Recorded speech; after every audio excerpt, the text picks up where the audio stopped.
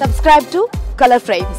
Mega వేలానికి ముందు Punjab kings ఇద్దరు అన్క్యాప్డ్ ఇండియన్ ప్లేయర్లను అంటిపెట్టుకుంది. శశాంక్ సింగ్ కు 5.5 కోట్లు మరియు యువ వికెట్ కీపర్ ప్రభ్ సిమ్రాన్ సింగ్ కోసం 4 కోట్లు వెచ్చించింది. ఈ క్రమంలో పంజాబ్ కింగ్స్ అంతర్జాతీయ మరియు క్యాప్డ్ భారత ఆటగాళ్లందరినీ విడుదల చేసింది. 110.50 కోట్ల భారీ మొత్తంతో మెగా వేలంలోకి ప్రవేశించింది. రిక్కీ పాంటింగ్ ప్రధాన కోచ్గా చేరడంతో ఫ్రాంచైజీ రిషబ్ పంత్ను కూడా చేర్చుకోవడానికి ఆసక్తి చూపించింది. అయితే రైట్ టు మ్యాచ్ కార్డు ద్వారా ఫాస్ట్ బౌలర్ హర్షదీప్ సింగ్ ను పంజాబ్ 18 కోట్లకు కొనుగోలు చేసింది. శ్రేయస్ అయ్యర్ ను ఏకంగా 26.75 కోట్లకు కొనుగోలు చేసింది. అయ్యర్ కోసం పంజాబ్ ఢిల్లీ క్యాపిటల్స్ కు గట్టి పోటీనిచ్చింది. ఎట్టకేలకు అయ్యర్ ను భారీ ధరకు దక్కించుకుంది. ఇక వేలంలో గ్లెన్ మ్యాక్స్వెల్ ను పంజాబ్ కింగ్స్ 4.20 కోట్లకు కొనుగోలు చేసింది. గత సీజన్ లో ఆర్సీబీ అతనిని 11 కోట్లకు ఉంచుకుంది. అయితే గ్లెన్ మ్యాక్స్వెల్ చివరి సీజన్ లో తీవ్రంగా నిరాశపరచడంతో ఆర్సీబీ అతనిపై ఆర్టీఎం కార్డును కూడా ఉపయోగించలేదు. ఈ నేపథ్యంలో వేలంలో భారీగా నష్టపోవాల్సి వచ్చింది. ఈ ఆస్ట్రేలియన్ ఆల్రౌండర్ 134 ఐపీఎల్ మ్యాచ్లలో 2771 పరుగులు చేశాడు. 8.28 ఎకానమీ రేటుతో 37 వికెట్లు తీశాడు. అయితే ఇప్పుడు పంజాబ్ కింగ్స్ తరపున గ్లెన్ మ్యాక్స్వెల్ ఎలా రాణిస్తాడన్నది ఆసక్తికరంగా మారింది. ఇక యజ్వేంద్ర చాహల్ ప్రాథమిక ధర 2 కోట్లతో వేలంలోకి ప్రవేశించగా అతన్ని 18 కోట్లకు పంజాబ్ దక్కించుకుంది. మార్కస్ స్టోయినిస్ బేస్ ధర 2 కోట్లు రాగా 11 కోట్లు వెచ్చించింది. నేహాల్ వధేరా